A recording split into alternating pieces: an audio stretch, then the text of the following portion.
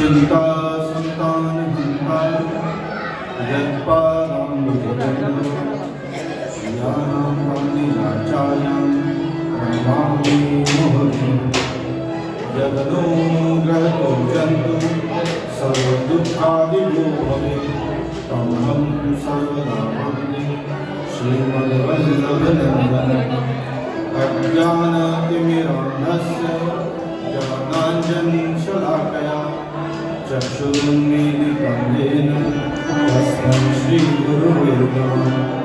नमामि हृदयशेषे लीलाशिरातिशायिनं लक्ष्मीसहस्रलीलाभिः सेव्यमानं कलानिधिं चतुर्भिश्च त्रिभिस्तथा षड्भे विराजते योषो पंचदा हृदयमा। जय जय श्री गोपीनाथ जी कृष्ण हमारे प्राण त्रिलोचन के दुर्जन प्राण देह में कपड़े जब गाँव भेगा श्री लाल दास हृदय चुगले श्री गोपीनाथ वंदो प्रथम चरण जिस गुरुदेव कृपाल हुए जड़देव चेतन घोष मार्ग के बताए बांधे भक्त फंद दे छुड़ाए निर्गुण की राजान पर पड़ोकार श्री गुरु के चरण पर कृष्णा क्या वर्ण हूँ गुस्सा श्री लाल को दास भजे सदा चरण कमल वंदो पद्मार ब्रह्म के कृष्णे जग कारण निर्लेपसम सचित शुभ स्वरूप ब्रह्मा देवी देव सब के जिसका ज्ञान ने हरे चरण जाके पति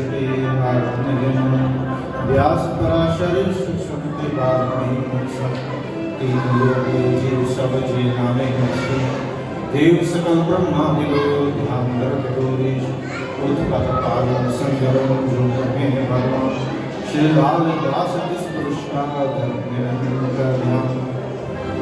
सच्चिदानंद रूपाय विश्व प्रख्याति तापत्रय विनाशाय श्री कृष्णाय नमः। यं प्रवचन्तमनुपेतमपेतकृत्य द्वैपायनो विरहकातरराजुभावे पुत्रेति तन्मयतया कर्मोऽभिनेय स्तं सर्वभूतहृदयं नमामि।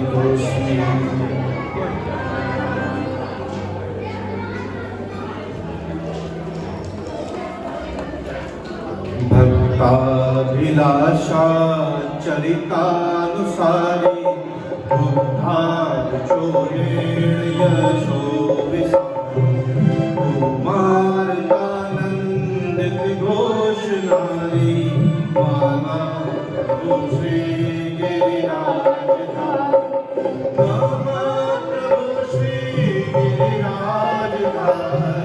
मामा श्री वृंद सदा विहारी अंगीर गुहागार नामोपहारी क्रीडार सावेश तमो विसारी मामा प्रभु श्री गिरिराजधारी मामा प्रभु श्री गिरिराजधारी मामा प्रभु श्री वेणु स्वनानंदित पन्नगारी रसा कला नृत्य पद प्रचारी क्रीडन्वयस्याकृति देत्यमारी मामा प्रभु श्री गिरिराजधारी मामा प्रभु श्री गिरिराजधारी मामा प्रभु श्री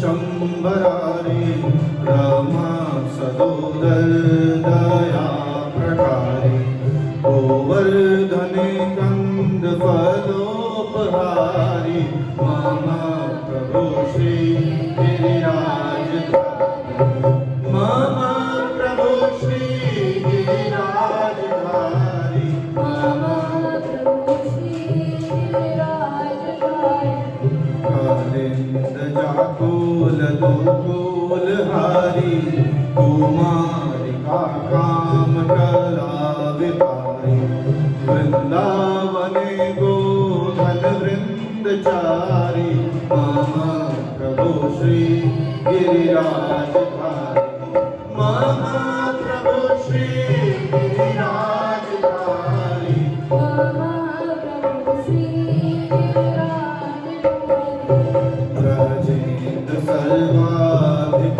शर्मकारी महेंद्र गर्वाधिक गर्वहारी वृंदावने कंद फलोपहारी मम प्रभु श्री गिरिराजधारी मम प्रभु श्री गिरिराजधारी मम प्रभु श्री गिरिराजधारी कलानाथ तमो विदारी वंशीरवाकारिता कुमारी रासोत्सव तेल रसादिसारी मम प्रभु श्री गिरिराजधारी मम प्रभु श्री गिरिराजधारी मम प्रभु श्री गिरिराजधारी मत्ता विभूतांगतानुकारी लुण्ठप्रसूना प्रपदीनहारी रामो रसस्पर्शकर प्रसारी मम प्रभु श्री गिरिराजधारी मम प्रभु श्री गिरिराजधारी मम प्रभु श्री गिरिराजधारी मम प्रभु श्री गिरिराजधारी मम प्रभु श्री गिरिराजधारी मम प्रभु श्री गिरिराजधारी मम प्रभु श्री गिरिराजधारी इति श्री वल्लभाचार्य विरचितं श्री गिरिराधार अष्टकं संपूर्णम्। प्रेम से बोलिए गिरिराज धरन की जय, बालकृष्ण लाल की, प्रभु श्री गोपीनाथ की, अपने अपने लालन की जय, सब संतन की, सब भगतन की, वल्लभाधीश की, गोसाई जी परम दयाल की जय, सश्रीलाल जी महाराज की जय, सदी केवल राम गोहड़िया वाले की जय, बाबू लीलाधर जी महाराज की जय, गोस्वामी प्रीतमलाल जी महाराज की जय, गोस्वामी शंकरलाल जी महाराज की जय, माता जी हिंदी बाई जी की जय, माता जी राम प्यारी जी की जय, माता जी शशि जी की जय, सब भगतन की जय, गंगे मैया की जय, जमुने महारानी की जय, गौ माता की जय, जय जय श्री राधे, जय जय श्री राधे, जय जय श्री राधे श्याम। आइए आज के सत्संग को शुरू करते हुए श्री लाल जी महाराज जी का जन्मोत्सव हम मना रहे हैं। कल श्री लाल जी महाराज जी के जन्मोत्सव सप्तमी के दिन श्री ठाकुर जी के 56 भोग लगाए गए, 56 भोग का मनोरथ हुआ। श्री ठाकुर जी के उत्सव हों और श्री लाल जी महाराज को इससे ज्यादा क्या प्यारा होगा, क्योंकि श्री लाल जी महाराज जी के प्राणों से भी प्यारे श्री गोपीनाथ जी हैं। तो श्री लाल जी महाराज जी को प्रसन्न करना हो तो श्री ठाकुर जी को प्रसन्न करने का प्रयास करो, लाल जी महाराज अपने आप प्रसन्न होते जाएंगे।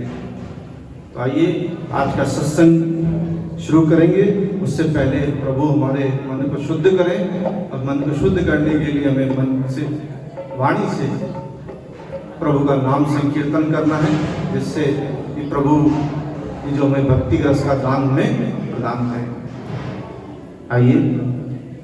कृष्ण गोविंद गोविंद गोपाल नंद लाल, कृष्ण गोविंद गोपाल नंद लाल, कृष्ण गोविंद गोविंद गोपाल नंद लाल, कृष्ण गोविंद गोविंद गोपाल नंद लाल, गोविंद गोविंद गोपाल नंद लाल, कृष्ण गोविंद गोपाल नंद लाल, गोपाल नंद लाल, गोपाल नंद लाल, गोपाल नंद लाल, जय गोपाल नंद लाल, गोपाल नंद लाल, गोपाल नंद लाल, गोपाल नंद लाल, जय गोपाल नंद लाल। कृष्ण गोविंद गोविंद गोपाल नंद लाल, कृष्ण गोविंद गोविंद गोपाल नंद लाल, कृष्ण गोविंद गोविंद गोपाल नंद लाल, कृष्ण गोविंद गोविंद गोपाल नंद लाल।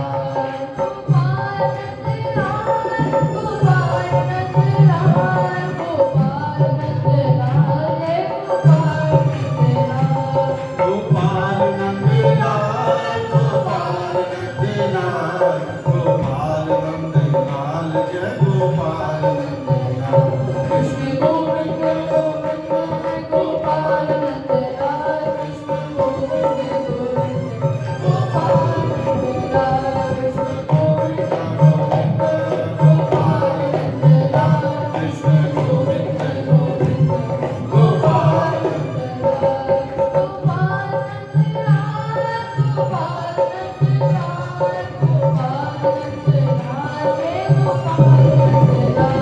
गोपाल नंद लाल, गोपाल नंद लाल, गोपाल नंद लाल, जय गोपाल नंद लाल।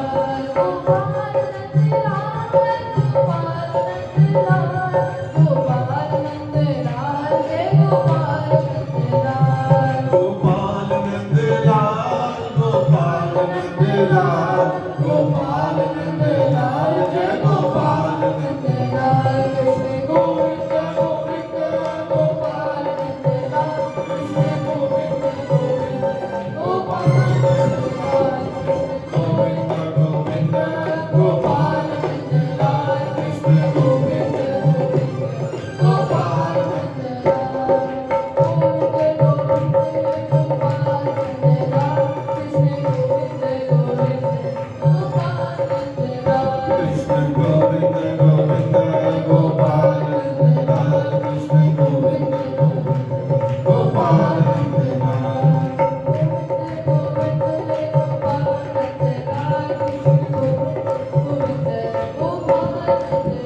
कृष्ण गोविंद गोविंद गोपाल नंद लाल, कृष्ण गोविंद गोविंद गोपाल नंद लाल। बोले कृष्ण कन्हैया लाल की जय। तो लाल जी महाराज क्या कहते हैं? कहते हैं कृष्ण भजन में मनोज का जो व्यतीत हुए काल, लाल दास सुख में दे वही और सकल जंजाल। और दूसरी बात कहते हैं जो दिन सहज व्यतीत हैं तिनमें नहीं कल्याण, बिन सेवाश्रय जान तो तीन भुवन प्रधान। अब यहाँ पर दो बातें कह रहे हैं, एक कृष्ण भजन और दूसरा सेवा। अब सेवा किसकी? तो कई विद्वान अलग अलग इस बात को कह देते हैं, लेकिन जहां तक विचारना चाहिए कि श्री लाल जी महाराज जी के रोम रोम में श्री गोपीनाथ जी बस रहे हैं, ठाकुर जी बस रहे हैं, उनको उनकी सेवा के सिवा कुछ सोचता ही नहीं। तो वह जब सेवा की बात कर रहे हैं तो श्री कृष्ण की सेवा कहते हैं। जो दिन सहज व्यतीत हैं दिन में नहीं कल्याण, उसमें हमारा कल्याण नहीं होता जो हमारे आराम से दिन बीत रहे हैं। बिन सेवा शय्या, अगर हम सेवा नहीं कर रहे हो तो शय्या। अब सेवा की बहुत बड़ी व्यवस्था करके नहीं करनी आप लोगों को। आज का जो सत्संग रखेंगे सारा सेवा के ऊपर ही रखेंगे और श्री हरिराय महाप्रभु जी के ग्रंथ बड़े शिक्षा पत्र को आधार रख के कर रहे हैं। तो इसमें आप ये बात समझेंगे कि सेवा के लिए बहुत बड़ी व्यवस्था नहीं करनी है। जो हमारे पास साधन है हमें उसी से करनी है। गोसाई जी का एक सेवक था, गोसाई विठल नाथ जी, जो कि हमारे लाल जी महाराज जी के पिताश्री थे, गुरु कहें, क्योंकि ये गुरु परंपरा जो आपकी चल रही है ये महाप्रभु वल्लभाचार्य जी से चल रही है। आदि गुरु जो है महाप्रभु वल्लभाचार्य जी हैं, उनके बाद उनके पुत्र गोसाई विठल नाथ जी हुए हैं और गोपीनाथ जी हुए हैं। तो जो विठल नाथ जी हुए हैं उनके आगे 7 बालक हुए और 8वां बालक हमारे लाल जी महाराज जी को उन्होंने बनाया, इसलिए उन्हें अष्टम पीठाधीश्वर कहते हैं, 8वें लाल जी कहते हैं। तो जो 8वें पुत्र हैं, तो ये जो हमारी गद्दी है ये वल्लभ कुल गद्दी कहलाई जाती है, वल्लभ संप्रदाय, और पुष्टि मार्ग इसका मार्ग है। तो ये जो मार्ग है ये सेवा का मार्ग है। तो जो गोसाई जी हैं विठल नाथ जी, इनके एक सेवक हुए, वो सेवक बनिया था। और वो विनती करने लगा, गोसाई जी मैं ठाकुर जी की सेवा करना चाहता हूँ, लेकिन मैंने देखा आप तो नाना भांति के भोग धरते हो, नाना श्रृंगार करते हो, रोज बहुत भांति भांति के श्रृंगार होते हैं ठाकुर जी के, लेकिन मुझे तो कोई ऐसा मार्ग आप बताओ या ऐसी सेवा बताओ जिसमें पैसा ना खर्च हो। कंजूस था कि जिसमें पैसा ना खर्च करना पड़े, ऐसी मुझे सेवा बताओ। तो उन्होंने कहा ठीक है, तो ठाकुर जी की सेवा मन से कर, मन से ही ठाकुर जी का श्रृंगार कर, मन से ही भोग धर और मन से ही ठाकुर जी की सेवा कर। आज्ञा प्रमाण वो वैसे ही सेवा करने लगा। रोज सुबह ठाकुर जी को मन से उठाता, मंगल भोग करता, मंगल भोग में दूध का भोग लाता, गरम करता, उसमें मीठा मिलाता और वो ठाकुर जी को भोग लगाना और मन से ही श्रृंगार करना और मन से ही राजभोग उत्थापन, जितनी सेवा सारी मन से। अब करते करते उसको 12 वर्ष हो गए। 12 वर्ष हो जाने पे कहते हैं कोई भी सेवा अगर आप निरंतर 12 वर्षों तक करें तो वो सिद्ध होने लग जाती है। तो उस बनी की सेवा भी जो मन से सेवा थी वो मानसी सेवा के रूप में बदलते हुए सिद्ध होने लगी। देखो ये मन से सेवा करना सरल नहीं है। अगर कोई मन से सेवा कर रहा है और उसमें लौकिक विचार आ जाए, संसार की बातें उसके मन में आ जाए, तो वहां सेवा खंडित हो जाती है। उसमें सावधानी भी बहुत रखनी पड़ती है। वहां उसकी सेवा करते करते मानसी सिद्ध हो गई, मन से सेवा सिद्ध हो गई। अब एक दिन क्या हुआ, वह ठाकुर जी को भोग लगा रहा है, दूध लाया, दूध गर्म किया, अब उसमें मीठा मिला। अब मीठा मिलाते मिलाते 1 चम्मच मीठा ज्यादा डल गया। अब उसके मन में आया ये ज्यादा कैसे डल गया, स्वभाव है बनिए। अब वो चम्मच लेके मीठा वापस निकालने लगा, 1 चम्मच ज्यादा कैसे डल गया। जब उसकी मानसी से सिद्ध हो गई, वो चम्मच से वो मीठा वापस निकालने लगा, तो ठाकुर जी ने प्रकट होकर उसका हाथ पकड़ लिया। ठाकुर जी ने कहा अरे इसमें तेरा 1 रुपया भी खर्च नहीं हो रहा है, तो जाने दे, तेरा क्या जाता है। जब उसको श्री ठाकुर जी का स्पर्श हुआ, भगवत स्पर्श हुआ, उसका सारा ज्ञान जो है वो जागृत हो गया, उसके मन में भक्ति स्फुरित हो गई, वो आंखों से आंसू आ गए और श्री ठाकुर जी के चरणों में लौटने लगे। तो कहते हैं, कहने का भाव ये है कि सेवा कैसे भी की जा सकती है, लेकिन मन में सेवा की भावना होनी बहुत। यदि आपके मन में श्री ठाकुर जी को पधारने की, सेवा करने की इच्छा है और घर में अनुकूलता नहीं है, आपको लगे कि घर मेरा अनुकूल नहीं है कि मैं सेवा पधराऊं, तो आपने क्या करना है, ठाकुर जी को पधराइए और केवल मिश्री का भोग धरिए और ज्यादा ना करिए। जिनको लगे मेरे घर में भोग बनाने की अनुकूलता नहीं है, नहीं कर सकते, तो श्री ठाकुर जी को मिश्री का भोग धराए और कोई भोग नहीं धरे। सुबह ठाकुर जी को भोग धरा मिश्री का, और जो पिछला भोग है उसको एक डब्बी में निकालो और वो पूरे परिवार को वितरण कर दो, प्रसाद रूप में सब पाएंगे, और रोज सुबह शाम वो ताजा आप करते हो। लेकिन करना नियम से। नियम से मतलब ऐसा ना हो एक दिन तो आपने उत्साह से बहुत ज्यादा सेवा करी और 2-3 दिन आपने सेवा ही ना करी, ऐसा नहीं। जब सेवा कर रहे हैं तो नियम से करें। नियम होना बहुत जरूरी। जो भी सेवा पकड़ी है वो नियम से होनी चाहिए। नियम बना लो। जब आप नियम बना लोगे तब आपको उसका फल मिलना शुरू हो जाएगा। तो कहते हैं हरिराय महाप्रभु जी शिक्षा पत्र को लेते हुए बताते हैं कि जब भी श्री ठाकुर जी के सन्मुख जाओ तो लौकिक चिंताओं को लेकर के मत जाओ। ध्यान दीजिएगा कि थोड़ी गूढ़ बातें आएंगी, अगर आप इनको समझ गए तो श्री लाल जी महाराज जी के पंथ को समझ जाओगे, श्री लाल जी महाराज जी की भावनाओं को समझ जाओगे। पहला क्या बता रहे हैं कि जब भी श्री ठाकुर जी के सामने जाओ, अपने मंदिर में अपने श्री ठाकुर जी के सामने जाओ, तो संसार की चिंताओं को लेकर के उनके सामने मत जाओ।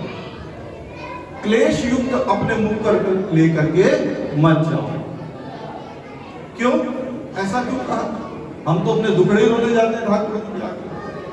जब भी जाएंगे तो अपनी कोई ना कोई कमी या अपनी कोई ना कोई तकलीफ उनके सामने बोलने जाएंगे। तो कहते हैं ऐसा करने मत जाओ।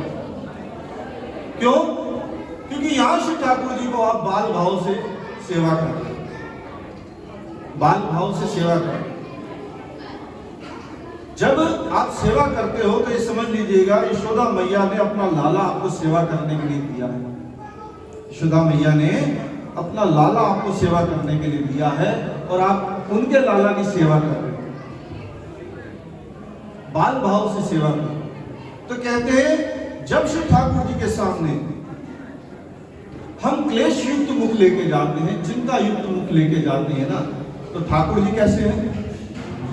ठाकुर जी परमानंद रूप है, आनंद स्वरूप है, वो सदैव आनंद में रहते हैं। श्री राधा जी और श्री ठाकुर जी सदैव आनंद स्वरूप, आनंद में मगन रहते हैं। तो जब भक्त श्री ठाकुर जी के आगे अपना चिंता युक्त मुख लेके जाएगा तो श्री ठाकुर जी तो अपने भक्तों से बहुत प्यार करते हैं। तो उसका जो चिंता युक्त मुख देखकर श्री ठाकुर जी कैसे हो जाएंगे? उदासीन हो जाएंगे। श्री ठाकुर जी भी उदासीन हो जाएंगे। तो कहते हैं फिर क्या होगा? कहते जो हमारा काम बनना चाहिए, हम लेके गए थे कि हमारी चिंताएं दूर हो, बनने की बदले वो बिगड़ने लग जाएंगे। क्यों? कि जब ठाकुर जी उदासीन हो जाएंगे तो हमारे दुखों को कौन दूर करेगा?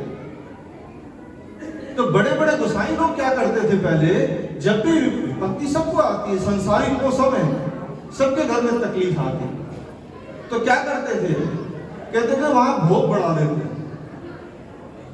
जब भी तकलीफ आती थी तो जब आपने एक लड्डू धरना है तो वहां रोज एक लड्डू अगर धरते हो तो वहां 2 लड्डू भेज, आप 2 लड्डू ठाकुर जी की सेवा भी करते।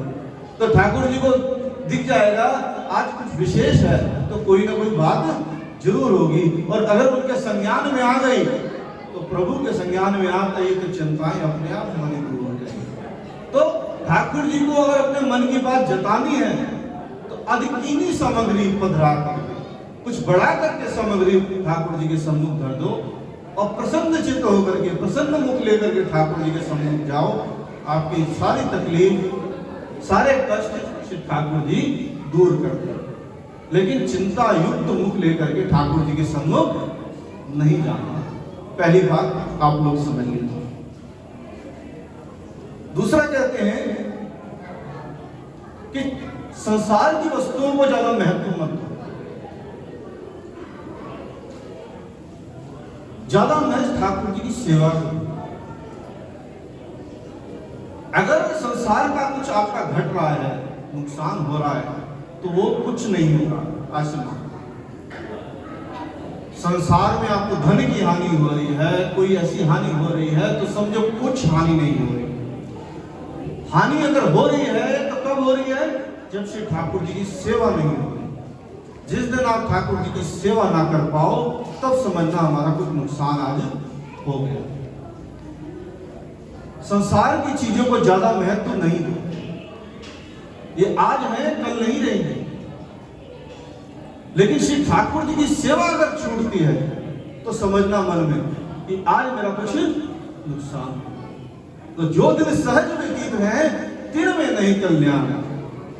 बिन सेवा क्षय जान। अगर सेवा नहीं हो रही तो समझो कि आपको कुछ नुकसान हो रहा है। तो कह रहे हैं कि अगर आपसे सेवा नहीं बन पा रही, तब आप मन में अपने क्लेश करना कि आज मुझसे ठाकुर जी की सेवा नहीं हो पा रही। जब भी श्री ठाकुर जी के हम सम्मुख जाएं, तो जब हम संयोग में हो, ठाकुर जी के साथ में हो, तब ठाकुर जी के सानिध्य का अनुभव करो। श्री ठाकुर जी हमारे साथ हैं। आनंद के गीत गाओ, आनंद मनाओ। और जब पट बंद हो जाए, अनवसर हो जाए सेवा से, तब श्री ठाकुर जी को याद करके, चाहे आंसू बहे, आंसू बहाओ, उनको याद करो। अनवसर संयोग और विप्रयोग दोनों का अनुभव करो। जब श्री ठाकुर जी की सेवा में हो, तब चिंता नहीं करनी, दुख नहीं करना। लेकिन सेवा के बाद अगर आपको ठाकुर जी की याद में आंसू बह रहे हैं, मन दुखित हो रहा है, तो होने वहां कहते हैं विप्रयोग का अनुभव करो। फिर आगे कहते हैं श्री ठाकुर जी की सेवा अपने शरीर से करो। ये बात भी ध्यान रखना। महाप्रभु जी कहते हैं कि श्री ठाकुर जी की जो सेवा है वो अपने आप करनी है, किसी से करवानी नहीं है। अपने श्री ठाकुर जी हैं, अपने हाथों से सेवा करो। हाँ, यदि किसी समय में सेवा नहीं बन पाती तो परिवार के और जनों से आप सहायता ले सकते हैं।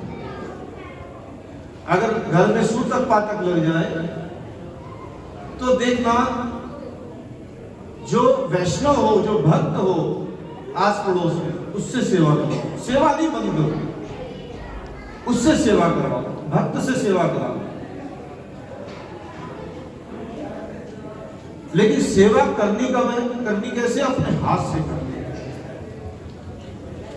श्री ठाकुर जी को किसी और के सहारे नहीं छोड़ो। ठाकुर जी की सेवा की व्यवस्था की चिंता सदैव मन में रहनी चाहिए। दूसरी बात, सेवा करनी कैसे है? कहते दास भाव से करनी। यह प्रश्न भी बहुत जरूरी है आप लोगों को समझना। कई सेवक करते हैं प्रश्न कि मेरा तो श्री ठाकुर जी में सखी भाव है, मैं उनको मित्र समझता हूं, मैं मित्र समझती हूं, या मैं सखा समझती हूं, या मैं पिता समझती हूं, या मैं पुत्र समझती हूं। ठीक है ना? ये थोड़ी गूढ़ बात है, इसमें जरा समझ लो। मैं जो बतलाना चाह रहा हूं कि वो कह रहे हैं कि सेवा दास भाव से कर रहे हैं। आपको श्री ठाकुर जी की सेवा बाल भाव से करनी है, लेकिन आपके मन में दास भाव रहना चाहिए कि श्री ठाकुर जी मेरे स्वामी हैं और मैं उनका दास हूं। कई बार ऐसा ना करना कि ठाकुर जी तो मेरे बेटे हैं, मैं उन्हें डांट भी सकती हूं ना, ये अपराध हो जाएगा। दास भाव आपके मन में सदैव रहना चाहिए कि मैं दास हूं। वो मेरे बालक है तो यशोदा के बालक है, मैं लाई हूं उनको सेवा करने के लिए, अपना जीवन सफल करने के लिए लाई हूं। बाल भाव से सेवा करनी है, लेकिन बालक नहीं मानना। बालक मानोगे तो कहीं अपराध कर बैठोगे, कहीं डांट लगा दोगे। सखा बनाओगे तब भी अपराध कर बैठोगे, क्योंकि ये सब भाव जो है ना, ये ठाकुर जी अपने आप से किसी को देंगे तो ठीक, लेकिन जीव ये भाव कभी अपने मन में ना।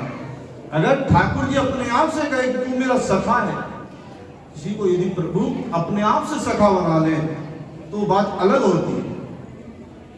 लेकिन हमारा क्या कर्तव्य है? हमें दास भाव। जैसे राजा दंड दे सकता है, ऐसे ध्यान रखना ठाकुर जी भी दंड दे सकते हैं। इस सदैव ध्यान रखना इस बात का। तो सावधानी रखनी है, जो मन में भाव है वो दास भाव का है। इसलिए लाल दास लिखते लाल जी महाराज हमेशा अपने आगे, लाल स्वामी नहीं लिखते। क्या लिखते हैं? लाल दास हृदय चुके। दास बोलते हैं अपने आप, ये दास भक्ति है और दास बन के ही रहना है। तो दास बन करके सेवा करनी है, यहां ये मुख्य बात है, समझ लो।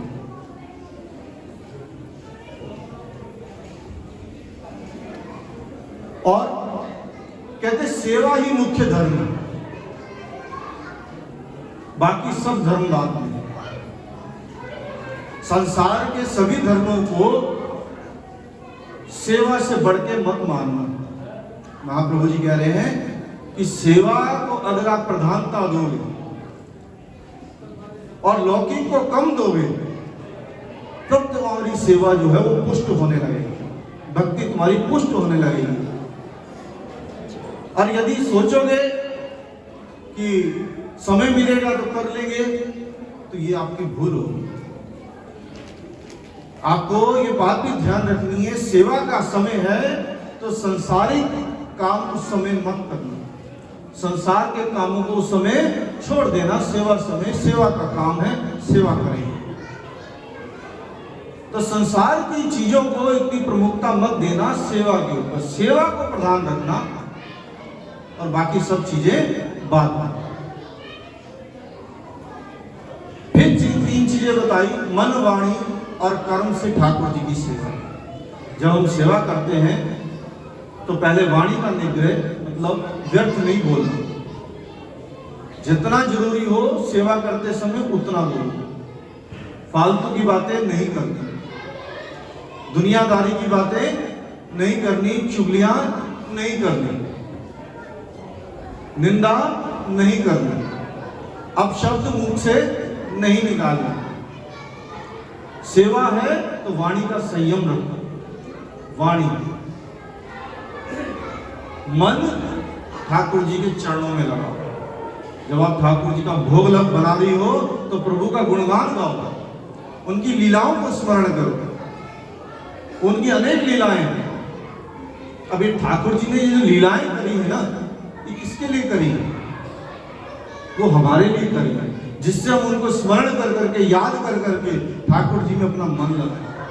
ठाकुर जी की माखन चोरी की लीला, चीर हरण की लीला, गोचारण की लीला, जो जितनी भी लीला आपको जो मन में भाए उस लीला का स्मरण करो। मन ठाकुर जी की लीलाओं में लगा दो। और कर्म, हाथों तो सेवा कर ही रहे हो, सेवा करनी। तो मन, वाणी और कर्म तीनों को श्री ठाकुर जी की सेवा में हमें निग्रह करना चाहिए।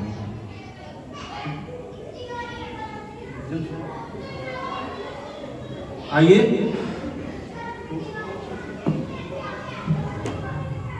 ठाकुर जी के एक भजन, फिर आगे शिक्षा पत्र को लेकर के चलेंगे।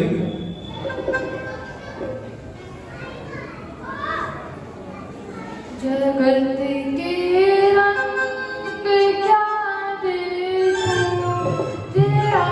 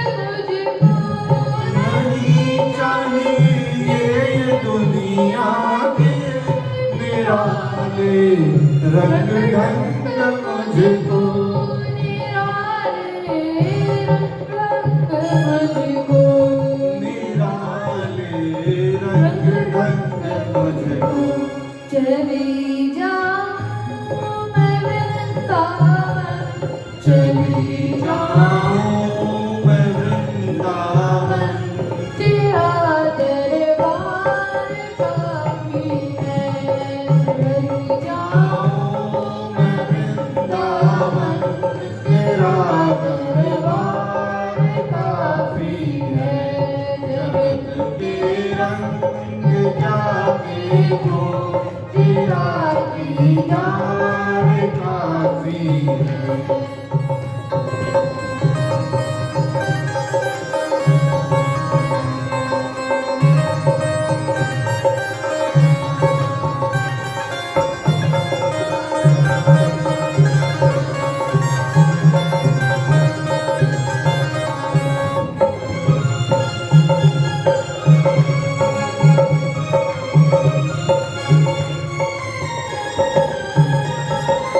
जगत के साथ बाजू से हुए हैं कान अब बहरे जगत के साज बाजों से हुए हैं कान अब बहरे हुए हैं कान अब बहरे हुए हैं कान अब बहरे कहाँ जाके सुनो अनहद कहाँ जाके सुनो अनहद तेरी झनकार काफी है जगत जाके सुनो अनहद तेरी झनकार काफी है जगत के रंग जाके को तेरा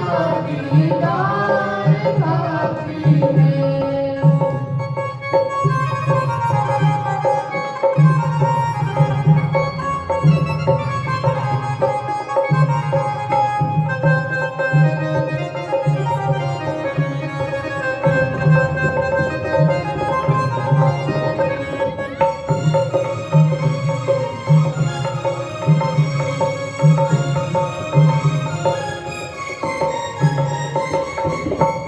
जगत के रिश्तेदारों ने बिछाया जाल माया का जगत के रिश्तेदारों ने बिछाया जाल माया का बिछाया जाल माया का बिछाया जाल माया का तेरे भक्तों से हो प्रीति तेरी भक्तों से हो प्रीति तेरा परिवार काफी तेरे भक्तों से हो प्रीति, तेरा परिवार काफी है। जगत के रंग क्या मैं दूं, तेरा दीदार काफी है।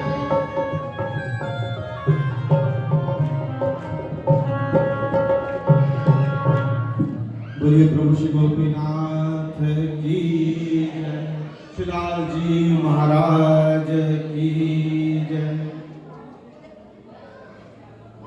लाल जी महाराज कहते हैं, धन तारा सुत बंधुए हरि अर्पण कर दे, लाल दास जग में सुखी प्रभु सौ निभय से।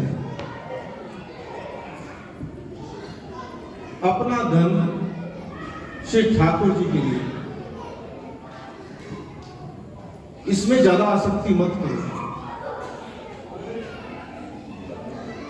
यदि हम धन कमा रहे हैं तो ये बात मन में रख के कमा रहे हैं कि इससे हम श्री ठाकुर जी की सेवा करेंगे। व्यापार कर रहे हैं, नौकरी कर रहे हैं, धंधा कर रहे हैं, वो किस लिए कर रहे हैं? ये कमा करके हम श्री ठाकुर जी की सेवा करेंगे। यदि कोई धन कमा करके ना तो उससे श्री ठाकुर जी की सेवा करता है, ना गुरु की सेवा करता है, और ना ही वैष्णव भक्तों की सेवा करता है। क्या कहा? अगर धन कमा रहे हो, उससे ठाकुर जी की सेवा नहीं कर रहे, गुरु की सेवा नहीं कर रहे, भक्तों की सेवा नहीं कर रहे, तो कहते हैं उस धन में आसुर आवेश आ जाता है। महाप्रभु हरिराय जी बतला रहे हैं इस बात में। तो जब आसुर आवेश आ जाएगा उस धन में, तो वह धन विनाश का कारण बनेगा। यानी कि घर में कोई रोग आदि बाधा करेंगे, बीमारियों में लगेगा, या धन चोरी हो जाएगा, नुकसान हो जाएगा। आसुर आवेश आने का मतलब है वह धन आपका कल्याण नहीं करेगा। यदि आप उससे ना तो सेवा कर रहे हो, ना गुरुओं की सेवा कर रहे हो, ना ही भक्तों की सेवा कर रहे हो। यदि नहीं करते और अपने ऊपर भोग ही कर रहे हो उस धन का, केवल ये मेरे भोग के लिए है ये धन, तो उसमें आसुर आवेश आ जाता है। फिर वहां से परेशानियां होनी शुरू हो जाती है। तो इसलिए जब धन कमा रहे हो तो ये मन में बात रख के धन कमाना है कि धन श्री ठाकुर जी की सेवा के लिए कमाना है।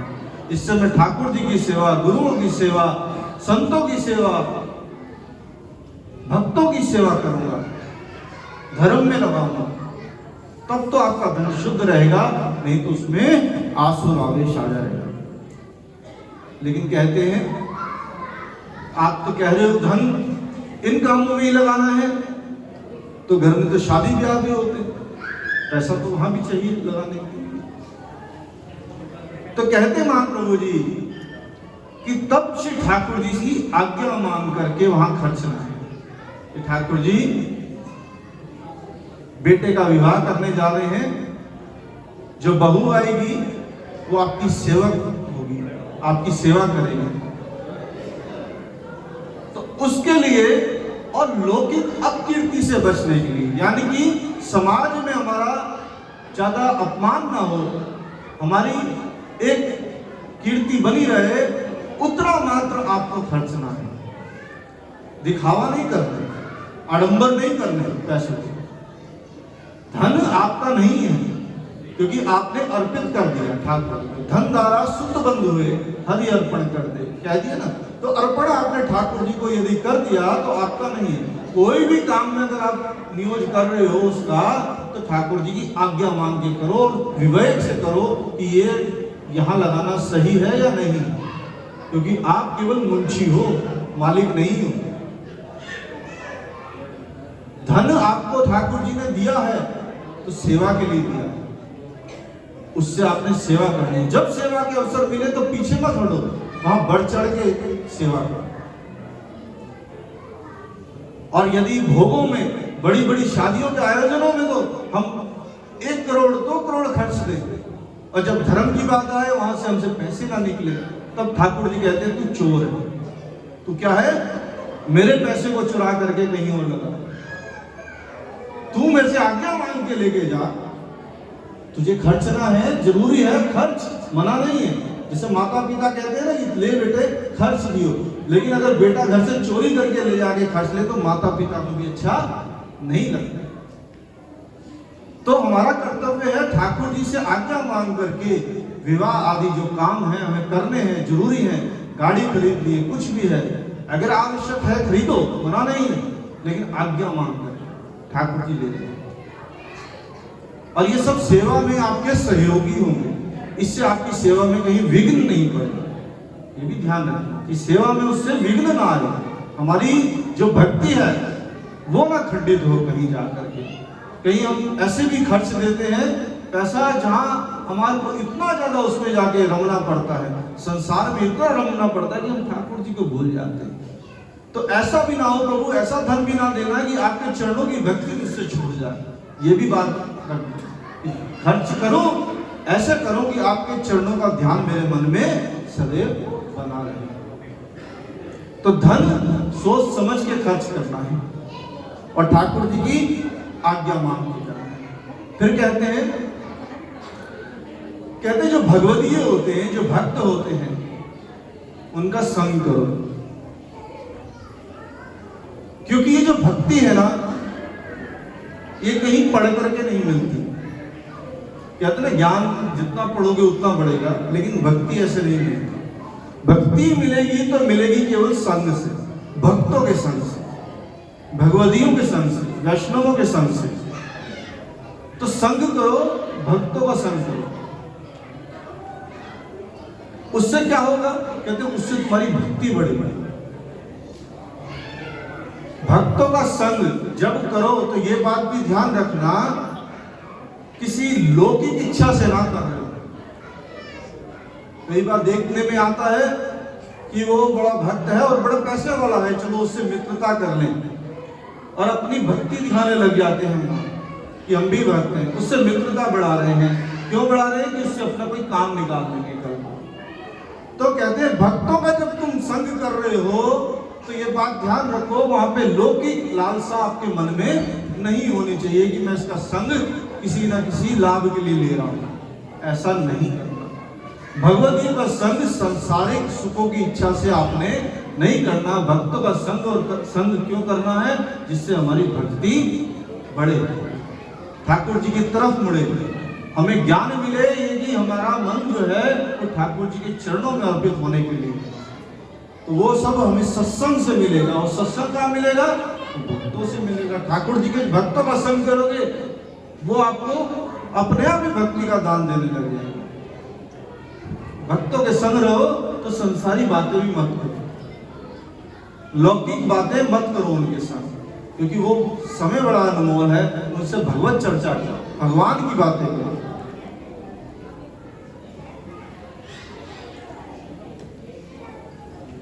फिर कहते हैं आगे,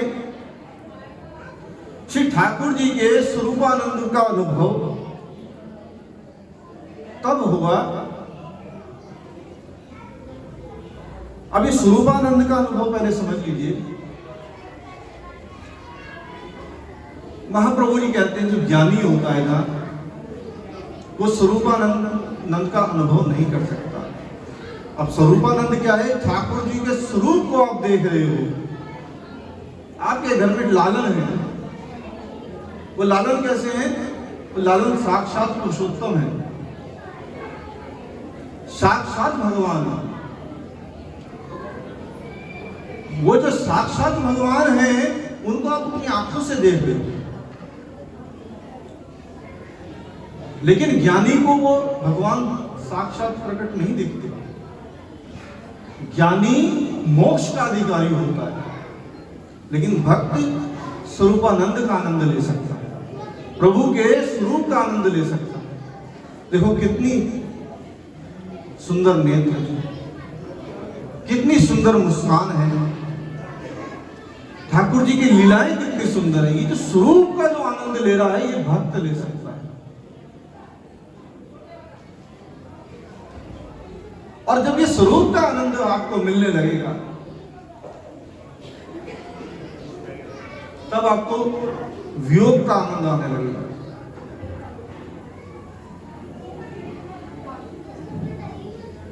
जब महाराज का समय आया तो गोपियों को ठाकुर जी ने बंसरी से बुलाया, बंसरी बजाई और बंसरी में हर एक गोपी का नाम निकला। जितनी गोपियां थी सबको अपनी आवाज सुनाई दी कि मुझे बुला रहे। सब दौड़ी चली गई ठाकुर जी के पास। जब श्री ठाकुर जी के पास पहुंची तो ठाकुर जी ने कहा कि क्यों आई हो? तुम्हारे घर में माता पिता है, तुम्हारे पति हैं, बच्चे हैं, तुम्हारा धर्म क्या है? उनकी सेवा करो। तुम उन्हें छोड़ के आई हो, ये तुमने ठीक नहीं किया, तुम अपने घर लौट जाओ। आते ही ठाकुर जी ने ये बात कह दी, उन बिचारी का मुंह छोटा सा हो गया। कि हम सब कुछ छोड़ छाड़ के आए हैं प्रभु, और सब छोड़ने के बाद आप हमें ये बात कह रहे हो। ऐसा ही होता है जब आप ठाकुर जी की तरफ जाओगे ना, तो ठाकुर जी आपको संसार की चीजें दे देंगे। ये ले, ये ले, इतना पैसा ले ले, ये ले ले, वो ले ले, आपको अजमाएंगे, आपको सारे सुख दे देंगे। फिर देखेंगे कि ये वापस मेरी तरफ आता है या उन्हीं में रंग जाता है। समझे ना? तो ठाकुर जी अपने आप जल्दी से आने नहीं देते, पहले वो वापस भेजते, गोपियों को भी भेजते। लेकिन हमारा क्या कर्तव्य था? गोपियों की तरह। गोपियां मान गई थी? गोपियां नहीं मानी। उन्होंने बड़ी सुंदर एक वार्ता कही। उन्होंने कहा प्रभु एक बात बताओ। उन्होंने कहा पूछो। क्या एक स्त्री का विवाह हुआ और वह जब विवाह करके अपने ससुराल जाने लगी तो उसकी मां ने कहा देख बेटी, तेरा ससुराल ही अब तेरा घर है, पति की सेवा ही तेरी सारी जो है पूंजी है। पति को पहले भोग लगाइयो, भोजन कराइयो, उसके बाद भोजन करियो, उसकी सेवा करियो। ऐसे अच्छी अच्छी बातें मां ने सिखा करके बेटी को विदा किया। जब वो अपने ससुराल में आई तो जैसे मां ने सिखाया था वैसे वैसे वो सेवा करने लगी। पहले पति को भोग लगाती और फिर बाद में भोजन करती। एक बार उसके पति को बाहर जाना पड़ा और कुछ दिन के लिए जाना पड़ा। अब पति को चिंता ये हुई कि मैं अगर जाऊंगा तो पीछे से भोजन कैसे करेगी, क्योंकि मुझे खिलाए बिना तो खाती नहीं है। अब पत्नी से पूछा, पत्नी ने भी कहा कि प्रभु स्वामी मैं कैसे करूंगी, आपको खिलाए बिना तो मैं खा नहीं सकती। तो उन्होंने कहा अच्छा ठीक है, एक उपाय करते हैं। एक मिट्टी का पुतला बनाया और उसके पति ने कहा ये तू मेरा ही भाव मानियो कि ये मैं हूं, और इसको तू भोग लगाइयो, इसको खिला दियो और फिर खा लियो। वो मान गई। पति गया और उसने वो नियम करना शुरू कर दिया। अब नियम करते करते उसका मन ऐसी लग गया, वो पहले उस मिट्टी के पति को भोग लगाती थी और फिर खाती थी। कुछ समय बाद जब समय आया तो उसका पति लौट के आया, दरवाजा खटखटाया और वो समय था उसका भोग लगाने का। अब थाली लेके वो अपने मिट्टी के पति को भोग लगाने जा रही थी। अब वहां पे गोपियां पूछती है प्रभु से, प्रभु ये बताओ कि अब हमारा जो स्त्री है उसका क्या धर्म बनता है? वो मिट्टी के पति को भोग लगाए या जाके कुंडी खोले पहले अपने पति को भोग लगाए?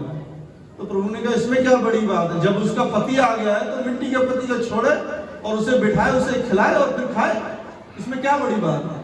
तो सारी गोपियां मंद मंद मुस्कुराने लग गई। कहने लगे प्रभु हम भी तो यही कह रहे हैं, ये भी तो हमारे मिट्टी के पति हैं, ये तो इसी जन्म के हैं, लेकिन जन्म जन्मांतर के पति कौन है? वो तो प्रभु आप। वो गोपियां कोई और नहीं थी, वो ऋषि थी। उन्होंने बहुत तपस्या करी थी तब जाकर के गोपी रूप लिया था। कहते हमने इतनी तपस्याएं करके प्रभु आपको पाया है, अब हम सब छोड़ छाड़ के नहीं आएंगे तो क्या करेंगे? तब प्रभु ने उनको अपने स्वरूप आनंद का दान दिया, उनके साथ महारास रची।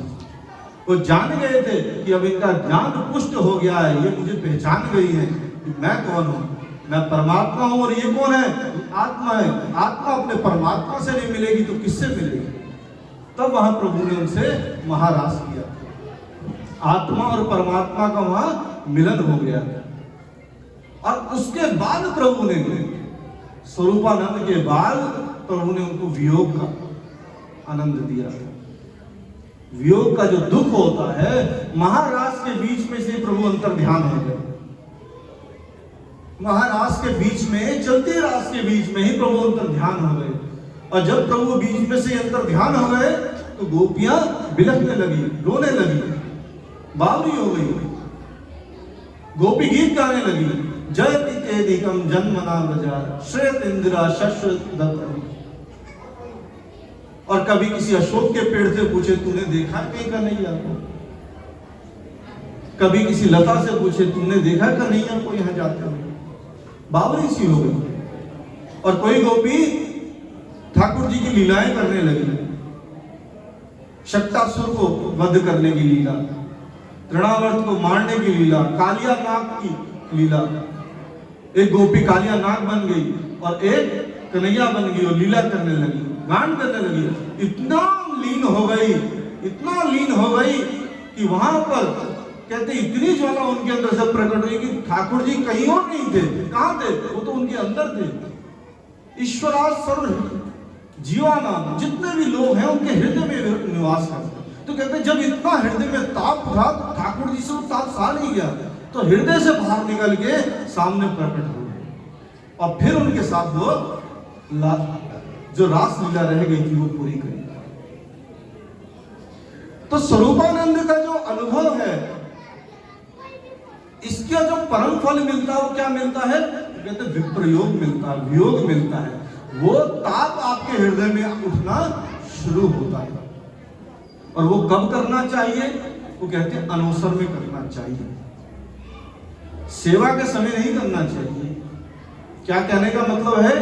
जब आप ठाकुर जी की सेवा में हो, उनके सन्मुख हो, तो ठाकुर जी से वियोग के पद मत गाओ। ठाकुर जी को ये मानो कि ठाकुर जी हमारे सामने है, तब ठाकुर जी के सन्मुख है तो उसमें उत्साह से आनंद के भजन गाओ। और जब ठाकुर जी आपके सन्मुख ना हो तब ये वियोग के पद गाओ। जब गोपियां ठाकुर जी को देखती थी वन में चली गई हैं, तब वो भ्रमर गीत गाती थी। गोपी गीत कब गाया? जब ठाकुर जी नहीं थी तब गाया था। तो ये सब जब गीत गाने का समय क्या है? जब आप सेवा में नहीं। तो जब हम भजन गाते हैं ना ठाकुर जी के, तो ये विवेक अपने अंदर रखा करो, वो अनुभव करो कि ठाकुर जी हमारे सन्मुख हैं, हमसे दूर हैं। सन्मुख है तो प्रेम वाले, जिससे ठाकुर जी प्रसन्न हो हम पे, वाले गीत गाओ। और जब सेवा से आप अनवसर में आ जाओ तो उनको याद करके गीत गाओ, आंसू बहाओ, तब उनको याद करो। तो वो विप्रयोग का दान, वो महादान वो मिलता है, उसे कहते हैं परम फल। आगे कहते हैं कि जो सेवा है वो ब्रज भक्तों की भावना से करनी है। और जितनी सेवा की सामग्री है ठाकुर जी की, उसमें भी भाव रखना है। ये बात समझना कि श्री ठाकुर जी के सन्मुख वही जा सकता है जिसको श्री ठाकुर जी चाहते हैं कि मेरे सन्मुख आए। अपनी इच्छा से कोई चाहे कि मैं ठाकुर जी के पास चला जाऊं तो जा नहीं सकता। ये कृपा का मार्ग है। और कब होगा? जब श्री ठाकुर जी कृपा करेंगे। और जितनी सामग्री ठाकुर जी की सेवा में जाती है, चाहे कोई फल है, फूल है, वो भी कुछ साधारण नहीं है, वो भी ब्रज भक्तों का रूप होते हैं। जो फूलों की माला होती है ना ठाकुर जी को जो धराई जाती है, उसमें एक एक फूल में ब्रज भक्तों की भावना की जाती है कि उसमें श्री ठाकुर जी के भक्त हैं। भक्तों के रूप में सामग्री जाती है ठाकुर जी के पास। और वो बड़े उत्साह से जाते हैं ठाकुर जी के पास। कहते हैं जब कभी कोई आप सामग्री ले आओ, मान लीजिए आप 4 फल ले आए, सेब ले आए 4 ठाकुर जी को भोग धरने के लिए, उसमें से 2 भोग तो सेवा में आ गए, 2 रह गए, तो वो 2 को जो है विप्रयोग का अनुभव शांत कराने के लिए आप उन पे हाथ रखिए और 3 बार श्री कृष्णा शरणम मम, श्री कृष्णा शरणम मम, श्री कृष्णा शरणम मम 3 बार इस मंत्र का उच्चारण किए, जिससे कि उनका विनियोग वहीं पर श्री ठाकुर जी में हो जाए। क्योंकि जो श्री ठाकुर जी के लिए सामग्री आती है भोग में, वो कोई साधारण नहीं है, उसमें भी भाव है। तो भाव के साथ सामग्री को ठाकुर जी को धराना, साधारण सेवा मत समझो। ये त्रिलोकी के नाथ हैं, इनकी शरण में जो जा रहा है उसका उद्धार हो रहा है। उद्धव जी तो कहते हैं मेरे को कहीं नहीं जाना, मुझे ब्रज की लता पताका बना करके प्रभु यही वास कर दो। तो जो लता पताका बन के रह रहे हैं वो उद्धव जी हैं। ऐसे ही सब ब्रज भक्त फूलों का रूप ले लेते हैं जब ठाकुर जी की सेवा में जाना होता है। तो वो जो फूल हैं वो ब्रज भक्त हैं, जो फल हैं वो भी कोई भक्त है। तो उनका विरह शांत करने के लिए आपको उपाय बतला रहा हूं कि उनको हाथ रख के 3 बार श्री कृष्णा शरणम मम उच्चारण करके उनको विरह शांत कराना है। फिर कहते हैं कि 3 तरह की सृष्टि है, पुष्टि प्रवाह मर्यादा। 3 तरह के लोग होते हैं संसार में। कौन से? पुष्टि, प्रवाह, मर्यादा। जो शिलाल जी महाराज जी का जो मार्ग है पुष्टि मार्ग है, ये पुष्टि मार्ग है। और दूसरा मार्ग होता है मर्यादा मार्ग। ये मर्यादा मार्ग वो होता है जो कर्मों पे ध्यान देता है, यानी कि जैसा कर्म करोगे वैसा फल भोगोगे। कर्मों की गति पे जो ज्यादा विश्वास करते हैं वो मर्यादा मार्ग है, यानी कि श्राद्ध कर्म करना, दान देना, ये सब जो है मर्यादा मार्ग के मार्ग है, जिसमें जीव अपना कल्याण करता है, जीव अपना उद्धार करता है। ये मर्यादा का मार्ग है। और तीसरा है प्रवाह। अब प्रवाही जीव को ये नहीं पता कि मेरा उद्धार कैसे होगा। मर्यादा को पता है, वो अपने उपाय करता है, साधन करता है, कोशिश करता है प्रभु को पाने की, चाहे जप से करे, चाहे तप से करे, चाहे हवन से करे। अलग अलग बहुत से मार्ग हैं प्रभु को पाने के, उन मार्गों से वो जाता है। वो मर्यादा मार्गी अपना उद्धार करने का सोचता है, इसी तरह मेरा उद्धार हो जाए, मुझे पुनर्आवागमन से छुटकारा मिल जाए, ये 84 लाख योनि दोबारा ना भोगनी पड़े। यही सोचते ना, वो मर्यादा मार्ग बोलते हैं। और तीसरा होता है प्रवाही। उसको यही नहीं पता कि मेरा उद्धार कैसे होगा, उसको ये पता है कि दूसरे को इससे मिल गया ना, मुझे भी ये करना चाहिए। उसे ये नहीं पता कि इसका महात्म्य क्या है। कोई किसी नई यात्रा को शुरू करते हैं तो वो उसके पीछे चल देते हैं, उसके बाद 2-3 साल बीतते हैं, कहीं और यात्रा शुरू होती है, कोई और प्रचलन शुरू होता है कि चलो इसे मानना शुरू कर दो, वो उधर मुड़ जाता है। फिर 4-5 साल वो चलता है, फिर बदल के फिर तीसरी जगह मुड़ जाता है। वो प्रवाही जी होते हैं, वो प्रवाह में बहते रहते हैं, कभी इधर बह गए, कभी उधर बह गए, कभी इधर बह गए। तो एक मर्यादा जो एक जगह रह करके अपना उद्धार की चिंता करता है, दूसरा प्रवाह वो बहता रहता है, कहीं इधर जा रहा है, कहीं उधर। उसे ये नहीं पता कि मेरा कल्याण कहाँ होगा, बस उसको जाता हुआ देख करके उसके पीछे पीछे मैं भी हूं। तो वो बोलते हैं प्रवाही जी। और लाल जी महाराज जी का कौन सा बताया मैंने? पुष्टि मार्ग।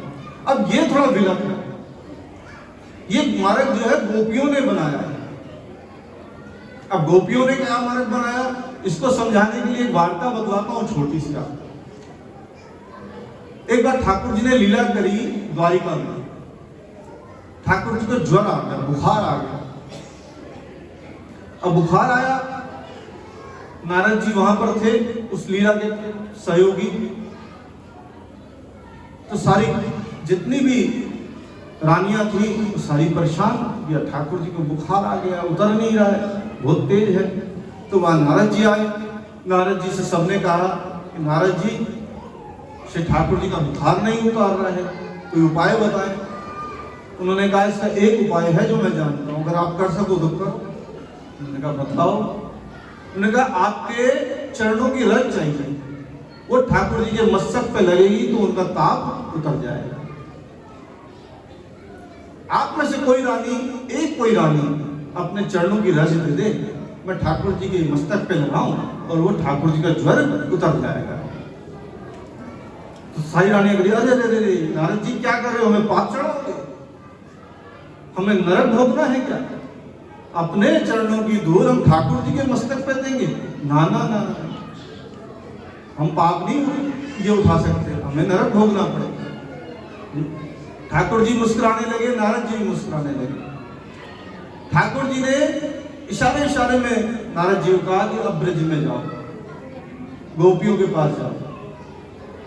नारद जी गोपियों के पास आए, गोपियों से कहा गोपियों, वहां द्वारिका में श्री ठाकुर जी को ज्वर आ गया है, बुखार आ गया है, और उसका एक ही उपाय है, अगर तुम में से कोई एक अपने चरणों की धूल दे दे तो हम ठाकुर जी के मस्तक पे लगाएं और ठाकुर जी का ज्वर शांत हो जाएगा। उन्होंने कहा बस इतनी सी बात है, आप ले जाइए, अभी ले जाइए, ठाकुर जी का ताप उतरना चाहिए, किसी तरह उनका, मेरे प्यारे का ताप उतर जाए, आप ले जाइए, और भी कुछ चाहिए तो हम देने को तैयार हैं। नारद जी ने समझाया, अरे ये देख लो, अगर आपके चरणों की धूल ठाकुर जी के मस्तक पे लगी तो वह पाप भोगना पड़ेगा, नरक भोगने पड़ेंगे। अरे उन्होंने कहा नारद जी एक क्या 1000 नरक भी भोगने पड़े तो भोगने के लिए तैयार है, मेरे ठाकुर का ताप उतर जाए, बस वो हम सहन नहीं कर सकते। तब नारद जी की आंखों से आंसू आ गए, कहते हैं ये है पुष्टि। यहां अपने उद्धार की चिंता नहीं कर रही गोपी, क्या कर रही है कि मेरे ठाकुर प्रसन्न हो जाए, चाहे मुझे कष्ट हो जाए, कोई तकलीफ नहीं, मैं भोगने के लिए तैयार हूं, लेकिन मेरे ठाकुर को कष्ट नहीं होना चाहिए। लाल जी महाराज जी कैसे थे? वो पुष्टि भक्त थे, जानते हैं आप? लाल जी महाराज गिरिराज पर्वत, गोवर्धन पर्वत के ऊपर श्रीनाथ जी का मंदिर था। जब उदयपुर औरंगजेब मुगलों ने जब आक्रमण किया था तो वो मंदिर वहां से ठाकुर जी वहां से विजय करके श्रीनाथ द्वारा उदयपुर चले गए। लेकिन वो पहले मंदिर जो था 500 साल पहले, वो कहाँ था? गोवर्धन पर्वत के ऊपर बीचों बीच श्रीनाथ जी का आज भी मंदिर है। तो वहां पर श्रीलाल जी महाराज जो है वो जल घड़िया की सेवा करते थे, जमुना जी से जल लाते थे। उनके गुरु महाराज ने उनको सेवा दे रखी थी कि ठाकुर जी के लिए जो श्रृंगार होना है, स्नान होना है, जो उनको आचमन करना है, जो उनकी झाड़ी भरनी है, जल भरना है, वो सब किससे होता है? वो जमुना जल से होता है। तो जमुना जल जाना, घड़े भर के अपने कंधे पे रख के लाना। वहां से जमुना जी कितनी दूर है गोवर्धन से? तो वहां से जाते थे लाल जी महाराज और जमुना जल भर के लाते थे। इतनी दूर से जल भर के लाते थे, और एक बार नहीं, जितनी बार सेवा में चाहिए वो भाग भाग के जाकर के सेवा करते थे। और लाल जी महाराज जी सेवा में इतने तल्लीन हो गए, जहां वो घड़ा रखते थे ना कंधे पे, वहां जख्म पड़ गए, जख्म पड़ गए।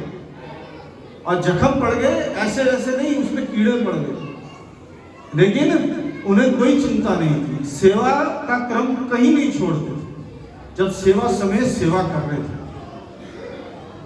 एक दिन क्या हुआ, जब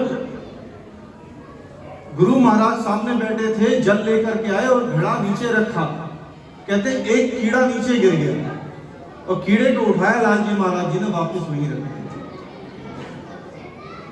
गुरु महाराज देख करके थोड़ा विचलित हुए, ये क्या कर रहा है? उन्होंने बुलाया, तब लाल जी महाराज जी का नाम था तुलसीदास। तो तुलसीदास इधर आ, गोसाई विठल नाथ जी ने बुलाया, तुलसीदास इधर आ, ये क्या कर रहा है? तुझे पता है ये जख्म, इसमें कीड़े पड़ गए हैं और ये कीड़े तेरे शरीर को खाएंगे, क्या कर रहा है? उन्होंने कहा, गुरुजी ये शरीर तो नश्वर है, एक दिन मिट जाना है, इसको इसके घर से क्यों निकालना? जब ऐसी बात उन्होंने कही तो गुरुदेव समझ गए कि ये कोई साधारण बालक नहीं है। तो उन्होंने कहा, गुरु महाराज ने, बेटा तू मुझसे कुछ मांग। तब लालजी महाराज जी ने कहा, अगर आपने बेटा कहा है तो मुझे बेटा ही बना। तब उन्होंने कहा, तुलसीदास है ना, आज से तू मेरा लाल कहलाएगा। तब लालजी कहने लगे उनको। तब से उनका लालजी महाराज नाम पड़ा और अपना 8वां बालक बना और गोपीनाथ जी की सेवा दे करके वो रहते थे सिंध पाकिस्तान के ललड़ी गांव था। तो कहा तू वहां जा और अपना पुष्टि मार्ग सनातन धर्म की प्रचार कर, वहां मलेच्छों का बहुत आक्रांत है, वहां जाके अपना सनातन धर्म, अपना पुष्टि मार्ग, इसका प्रचार प्रसार कर। तो ऐसे लालजी महाराज जी थे जो अपने शरीर की भी चिंता नहीं करते थे। यह है पुष्टि भक्ति। तो पुष्टि प्रवाह मर्यादा, ऐसी भक्ति है ये, तो इसे साधारण ना समझो। अगर इस मार्ग को समझना है लालजी महाराज जी की, तो लालजी महाराज जी की शिक्षाओं को समझो, क्या बतलाते हैं, कैसा जीवन जिया उन्होंने, उसे समझो। आखिरी समय जब बुढ़ापा आया था ना, तब भी उन्होंने अपनी चिंता नहीं करी, विवाह तक नहीं किया था। लालजी बुढ़ड़ा बोलते थे, शादी नहीं करी लालजी महाराज। जब अवस्था बड़ी हो गई तब ठाकुर जी ने कहा कि मैंने तो तेरे बालकों से सेवा करवानी है, इसलिए तू विवाह कर। जब ठाकुर जी ने कहा कि मुझे तुझे तेरे लाल से सेवा करानी है, तेरे बालकों से सेवा करवानी है, तब तू विवाह करने मेरी बात को मान जा। क्योंकि उससे पहले लालजी महाराज जी ने विवाह के बारे में सोचा ही नहीं, केवल सेवा और सेवा के बारे में सोचा। जब श्री ठाकुर जी की आज्ञा हुई कि अब सेवा, तो उन्होंने कहा इस अवस्था में मुझे कौन लड़की देगा? तो कह रहे तू उसकी चिंता ना कर। तो कहते हैं उस समय एक ब्राह्मण आया, उसने अपनी कन्या लालजी महाराज जी से दी।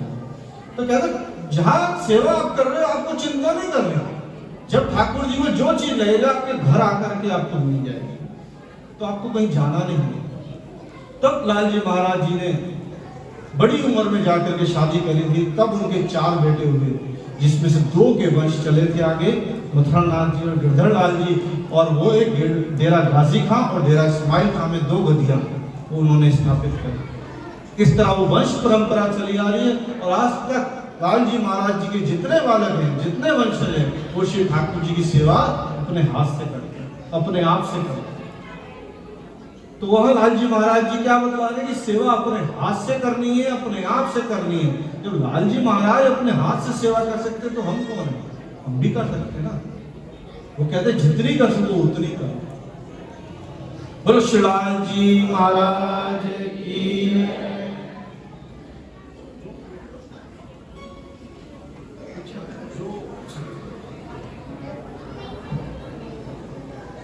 सावरिया ने चल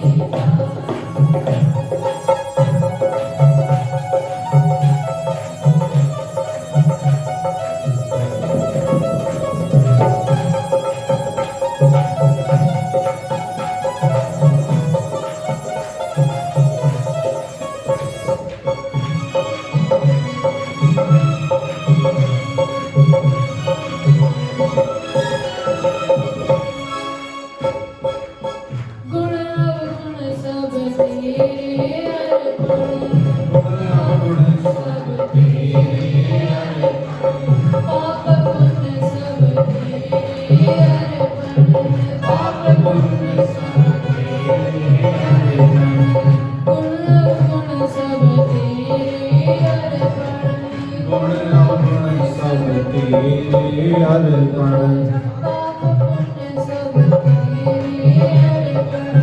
पाप पुण्य सब तेरे अर्पण। मैं तेरे चरणों की दासी,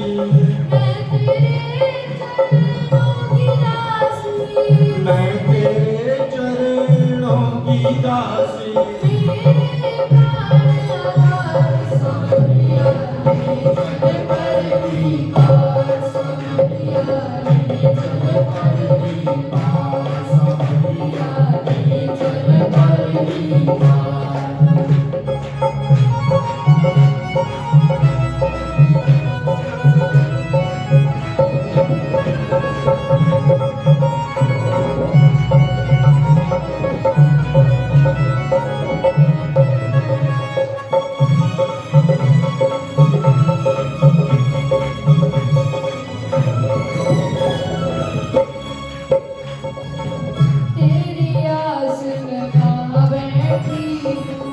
तेरी आस लगा बैठी हूँ, लज्जाशील गवा बैठी हूँ, लज्जाशील लगा बैठी हूँ।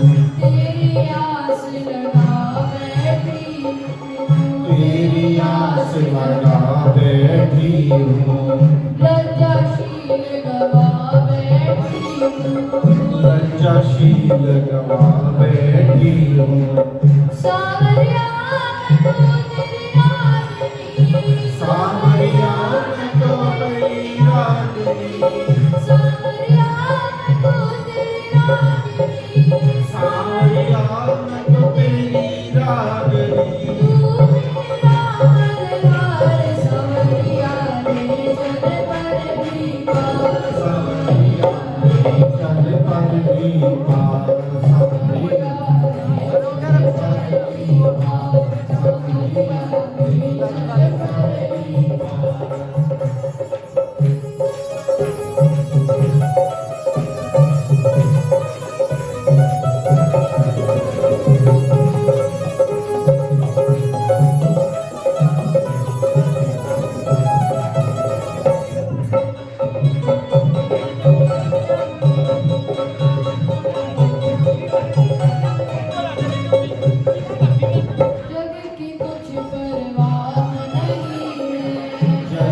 कुछ परवाह नहीं है, सूझती अब कोई राह नहीं है, सूझती अब कोई राह नहीं है। जग की कुछ परवाह नहीं है, जग की कुछ परवाह नहीं है, सूझती अब कोई राह नहीं है, सूझती अब कोई राह नहीं है।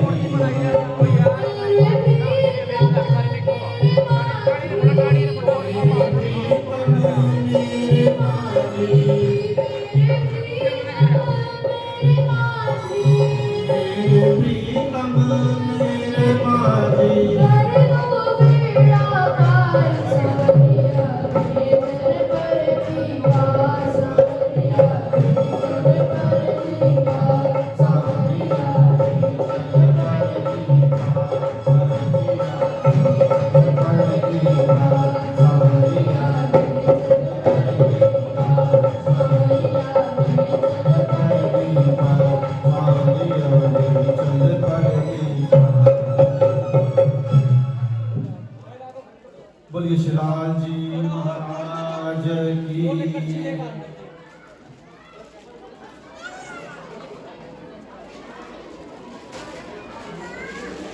आगे कहते हैं लाल जी महाराज, दीन रहे निष्दिन सदा, करे न कभी अभिमान, लाल दास किस पुरुष का होए सदा कल्याण।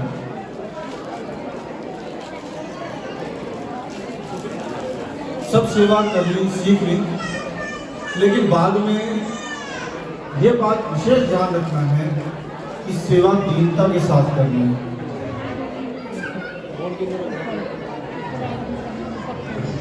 क्यों दीनता के साथ करनी है? और किसी ने वैसे भी लिखा है। दीनता इसलिए होनी चाहिए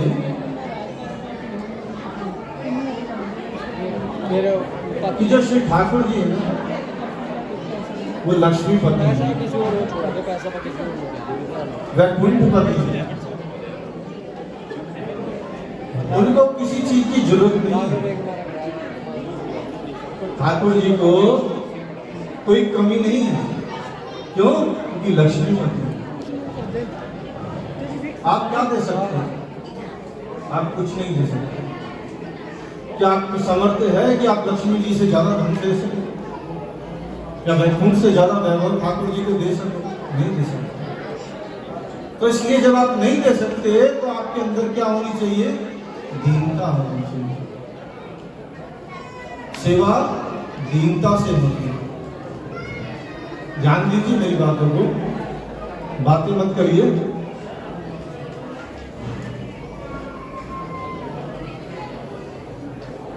कोई ज्यादा करता है, कोई कम करता है। किसी पे साधन ज्यादा हो सकते हैं, किसी पे साधन कम हो सकते हैं, लेकिन सेवा दीनता के साथ होनी चाहिए। वहां साधन प्रमाण नहीं है कि इतना होना चाहिए। क्या बतलाए? कहते हैं साधन प्रमाण नहीं होना चाहिए और होता भी नहीं है। अगर साधनों की अपेक्षा रखोगे तो ठाकुर जी को प्राप्त नहीं कर सकते। पुष्टि मार्ग जो है वहां ये बात बतलाई जाती है। बतलाई क्या है कि आप साधनों से ठाकुर जी को प्राप्त नहीं कर सकते। तो कैसे प्राप्त कर सकते हैं? साधन क्या है? साधन मतलब आप जब कर लो तब कर लो, ये साधन है आपके प्रभु को पाने। महाप्रभु जी कहते सर्व मार्गेषु नष्टेषु कलो च खल धर्मणि पाखंड प्रचुरे लोके कृष्ण एव गतिर्मम। इसलिए कि कलयुग का ऐसा प्रभाव है कि साधन आपके काम नहीं आएंगे, आपसे हो ही नहीं पाएंगे। ना जब हो पाएगा वैसा, ना तब हो पाएगा। जितने साधन है ये साधन आपको पार नहीं कर पाएंगे। तो साधन आपका उद्धार नहीं कर सकते।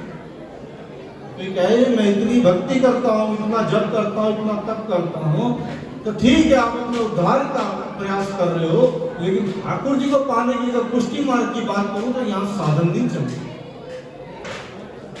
कोई कह दे कि इतने साल आप ठाकुर जी की सेवा करोगे तो आपको अनुभव हो जाएगा, कहते नहीं। कहते वहां कैसे होगा? यहाँ क्या काम करता है? तो कहते हैं यहाँ पे ठाकुर जी की कृपा काम करती है। ये कृपा का मार्ग है, ये साधन का मार्ग नहीं। आप जितने मर्जी तक कर लो, जप कर लो, या जितनी मर्जी सेवा कर लो, उसको प्रमाण मान के मत कहना कि मैंने इतनी सेवा करी है तो मेरा उद्धार होना चाहिए या मुझे आपके दर्शन होने चाहिए। वहां ये सब बातें नहीं चलेगी। वहां क्या चलेगा कि ठाकुर जी की कृपा होगी। अब कृपा कब होगी ये किसी को नहीं, वो तो ठाकुर जी को पता है। जब ठाकुर जी देखेंगे कि ये पात्र है तो ठाकुर जी उसी समय उद्धार कर देंगे। चाहे उसमें 1 घंटा लगे, 1 मिनट लगे, या आपको 1 साल लगे, 10 साल लगे, 1 जन्म लगे, कई जन्म लगे, वो ठाकुर जी का कुछ नहीं पता। जब गैयों को दूध दोहने का समय होता था ना, उससे पहले ठाकुर जी बछड़े छोड़ देते हैं। वहां बताते हैं भक्त लोग कि वो क्या है, वो कहते हैं बिना समय ही मुक्त कर देते हैं। अगर आप में योग्यता पनपेगी नहीं बनेगी, कब बनेगी? ये सब विचार ठाकुर जी करें तो ठाकुर जी की जो मानता है वो कम हो जाती है ना। आप इस बात को समझो। ठाकुर जी श्रीमद् भगवत गीता में अर्जुन को बहुत से उपाय बतलाते हैं, बहुत से साधन बतलाते हैं। कर्म मार्ग, कर्म संन्यास योग मार्ग, कितने मार्ग बतलाए अर्जुन को, ये सब साधन बतलाए। और आखिर में क्या कह दिया? आखिर में क्या दिया? सर्व धर्मान परित्यज्य माम एकम शरणम। अब यहाँ पर थोड़ा कई बार विद्वानों में विवाद हो जाता है कि ये सब साधन बताने की क्या जरूरत थी आखिर जब ये सब छुड़वाना था। तो कहते हैं ये पुष्टि मार्गियों के लिए वरदान है। यहीं से पुष्टि मार्गियों को समझ में आ गया कि सर्व धर्मान परित्यज्य माम एकम शरणं व्रज अहम काम स्वरूपापेभ्यो मोक्षयिष्यामि मा शुचः। कि तू सब साधन छोड़ दे। वो कैसे होता है? देखो ऐसा होता है जब बालक होता है ना, उसको स्कूल भेजते पढ़ने लिखने के लिए, उसको पेंसिल पकड़नी नहीं आती, लिखना उसको सिखाती है उसकी मैडम। तो सबसे पहले कैसे सिखाती है? उसका हाथ पकड़ के लिखवाती है। जब उससे लिखना नहीं आता तो सबका हाथ पकड़ती है मैडम, केवल उसी का हाथ पकड़ती है, इसे लिखना नहीं आ रहा, कोशिश कर रहा है, लिखने की कोशिश कर रहा है लेकिन लिखा नहीं जा रहा। जो लिख रहे हो वो लिख बेटा, तू लिख। तो श्रीमद् भगवत गीता में भगवान मार्ग बताते कर सकता है तो कर, अगर नहीं होता ना तो मैं तेरी मैडम, मैं तेरा हाथ पकड़ के तेरा उद्धार करूंगा, तो सब कुछ छोड़। तब वो बच्चा मैडम के हाथ जैसे चल रहा होता है वैसे ही हाथ चलाने लग जाता है और वो सारा कोर्स वैसे का वैसा लिख डालता है। तो वहां भी काम पूरा हो गया और उसका भी काम पूरा होगा, दोनों का काम पूरा हो गया। लेकिन वहां जो था वो विशेष आशीर्वाद मिल गया, विशेष आशीर्वाद ठाकुर जी का मिल गया कि उसने क्या किया कि प्रभु मैं तो दीन हूं, दीनता के साथ ठाकुर जी के आगे विनती करनी और आपकी शरण में, श्री कृष्ण शरण, मैं दीन हूं और आपकी शरण में हूं, मेरा उद्धार आप करो। तब कहते हैं प्रभु ठीक है, सर्व धर्मान परित्यज्य, सब कुछ छोड़ दे बेटे, माम एकम शरणम, आज आप मेरी शरण में मेरी सेवा कर, बस मेरी सेवा कर। अहम त्वाम सर्व पापेभ्यो, जितने भी तेरे पाप हैं सभी से मोक्षयिष्यामि मा शुचः, सबसे तुझे छुटकारा दिला दूंगा, तू चिंता न कर। ये भी कह देते हैं आगे में, तू मा शुचः, सोच मत कर, चिंता मत कर, चिंता छोड़ दो, चिंता का भी न कारण। महाप्रभु जी कहते हैं जब ठाकुर जी की सेवा शुरू कर दो तो सर्व धर्मान परित्यज्य वाला श्लोक याद करना और चिंता छोड़ देना कि अब हमारा हाथ ठाकुर जी ने पकड़ लिया, अब जो हमारा कल्याण होगा वो अच्छा ही होगा। क्यों?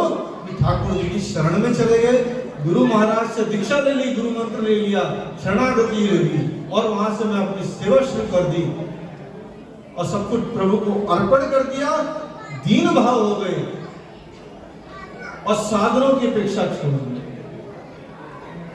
एक भक्त थे पद्मनाभ दास जी, उनकी वार्ता बदलाता हूं मैं। पद्मनाभ दास जो थे उनका एक बार मन हुआ कि परिवार के सहित में आचार्य जी महाप्रभु वल्लभाचार्य जी उनके गुरुदेव थे, उनके पास चलते हैं, उनके दर्शन को चलते हैं। अपने ठाकुर जी को साथ लिया और वहां से अड़ेल, जो कि वहां बनारस साइड में पड़ता है, उधर गुरु महाराज रहते थे, अड़ेल चले गए। वहां गए गुरु महाराज के पास, वहां रह करके अपने ठाकुर जी की सेवा करने लगे। तो एक दिन क्या था, पद्मनाभ दास जी के पास धन का संकोच था, ज्यादा धन नहीं था उनके पास। देखो एक बात और विवेक से मैं बताऊं आपको, थोड़ा विवेक रखा करो, भक्तों को कभी गरीब मत कहो। कई लोग सुदामा को गरीब बोलते हैं, गरीब ब्राह्मण, तो सुदामा गरीब नहीं है, जिसके सखा श्री ठाकुर जी हो ना वो गरीब नहीं हो सकता। हाँ धन का संकोच हो सकता है, उसका धन कम हो सकता है, लेकिन गरीब तो हम हैं। जो हमारे धन श्री ठाकुर जी हैं वो अगर हमारे पास नहीं है तो हम गरीब हैं।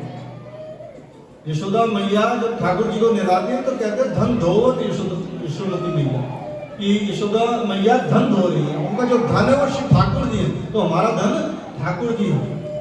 तो धन का जो असली मतलब है वो ठाकुर जी है। और संसार के धन को धन मत मानना, उससे कोई अमीर गरीब नहीं होता, आपकी भक्ति से आप अमीर गरीब होंगे।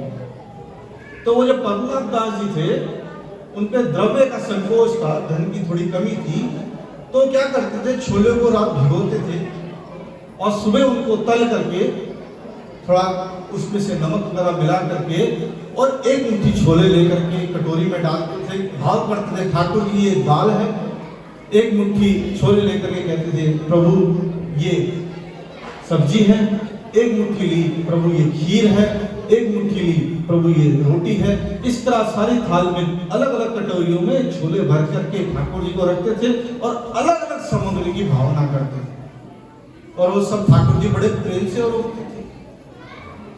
एक दिन गुरु महाराज के कुछ शिष्य वहां पर उन्होंने देखा वैष्णवों ने कि इसके द्रव्य की संकोच है, तो उन्होंने जाके गुरु महाराज से कहा, अरे गुरु महाराज जी वो तो ठाकुर जी को केवल छोलों का भोग धरता है। तो गुरु महाराज ने कहा अच्छा खाली छोलों का? तो उन्होंने कहा चल के देखना चाहिए। तो वहां गए तो उन्होंने कहा क्यों पद्मनाभ दास तो ठाकुर जी को केवल छोलों का भोग धरता है? कहते हैं मेरे पास गुरुजी धन का संकोच है, लेकिन मैं सबकी भावना करता हूँ। मैं एक मुट्ठी से दाल भी रखता हूँ, मैं एक मुट्ठी से साग भी रखता हूँ, एक मुट्ठी से मैं खीर भी रखता हूँ, एक मुट्ठी से मैं चपाती भी रखता हूँ, सब रखता हूँ। जब गुरुदेव ने उसका ये भाव देखा तो उनका हृदय बढ़ाया। उन्होंने कहा ठीक कर रहा है, सेवा ठीक से कर रहा है। गुरु महाराज वहां से वापसी आ गए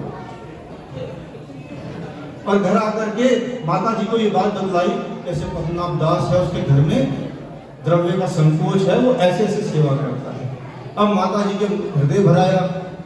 माता जी ने क्या किया, घर से सामग्री ली, जो राशन होता है वो लिया और एक वैष्णव के हाथ के घर भिजवा दिया पद्मनाभ दास जी। अब पद्मनाभ दास जी के पास जब वो सामग्री आई तो उनकी जो बेटी थी उन्होंने कहा ऐसे ऐसे सामग्री आई है पिताजी। तो पद्मनाभ दास जी ने कहा लगता है जाने की आज्ञा हो गई है, अब यहां से जाने की आज्ञा हो गई, अब हमें चलना चाहिए। अगले दिन फिर माता जी ने सामग्री भेज दी तो उन्होंने कहा बेटी से, अब बेटी अब लगता है जल्दी जाने की आज्ञा हुई है कि अब जल्दी निकलना चाहिए, तुम नाव पे सारा सामान रखो, मैं अभी अपने गुरु महाराज जी से आज्ञा लेकर के आता हूं। उससे पहले पद्मनाभ दास जी ने ठाकुर जी के आगे हाथ जोड़े। पद्मनाभ दास जी ने ठाकुर जी के आगे हाथ जोड़े हैं और कहते हैं हे ठाकुर जी आपकी आज्ञा हो, आप कहें तो मैं आपको गुरु महाराज के यहाँ पधरा दूं, उनके यहाँ आपको ले जाऊं। वहाँ तो नाना भांति की सामग्री उगाई जाती है, बहुत तरह के भोग लगाए जाते हैं, मैं तो आपको केवल छोलों का ही भोग कर पाता हूँ। तो ठाकुर जी ने कहा मुझे तो तेरे हाथ के छोले ही अच्छे लगते हैं, मैं तो तेरे साथ ही रहूंगा। वहां से वो गुरुदेव जी से आज्ञा लेने गए तो उन्होंने कहा ऐसा क्यों, इतनी जल्दी क्यों जा रहे हो? उन्होंने कहा महाराज बस नाव पे सामान रखा है, आपसे आज्ञा लेने आए हैं। तो समझ गए अभी जाएंगे, तो उन्होंने आज्ञा दी, वहां से वो चले गए। तो एक वैष्णव ने आके कहा गुरु महाराज माता जी ने ऐसे ऐसे सामग्री भिजवाई थी। तो उन्होंने कहा इसीलिए जल्दी चला गया, नहीं तो इतनी जल्दी ना जाता। तो सेवा अपने द्रव्य से करनी है। गुरु का द्रव्य तो बहुत भारी होता है, गुरु के द्रव्य से सेवा कैसे कर ले, इसलिए गुरु का द्रव्य उन्होंने इस्तेमाल नहीं किया। वो सारी की सामग्री वापस माता जी के पास भिजवा दी और आप वहां से अपने घर आ गए। तो कहा दो तीन बातें यहां समझ में आती हैं। एक, सेवा दीनता से होनी चाहिए, भाव से होनी चाहिए। ठाकुर जी को द्रव्यों की इच्छा नहीं है कि आप ये लगाओ या वो लगाओ, आपके भाव दृढ़ होने चाहिए। लेकिन अगर द्रव्य है और तब भी ये भाव दिखा रहे हो तब आप चोर हो जाओ। फिर क्या कहते हैं ठाकुर जी तो भाव के भूखे हैं, ठाकुर जी को क्या जरूरत है, आपके पास है और नहीं दे रहे तब कहेंगे तो चोर है ना। तब ठाकुर जी से माखन चोरी करने जाते हैं ना, जिस गोपी के घर में कुछ नहीं मिलता और सब तोड़ फोड़ के आते हैं, तो फिर वो ऐसा उत्पाद भी मचाते हैं, कहते मैंने दिया और नहीं दे रहा। हाँ अगर नहीं है तो जो भाव है उससे आप धरोगे तो ठाकुर जी अंगीकार करेंगे, लेकिन है और नहीं कर रहे तब आप चोरी करोगे। तो यहां ये समझ में आती है अपने द्रव्य से सेवा करनी है, कमा करके अपना द्रव्य लाओ, किसी के उधार के पैसों से सेवा नहीं करनी, किसी से मांग के सेवा नहीं करनी, खुद कमाओ, जितना कमाते हो उससे सेवा करो। ठाकुर जी जरूर अंगीकार करेंगे, प्रेम से करेंगे। जब उनकी करी तो हमारी भी करेंगे।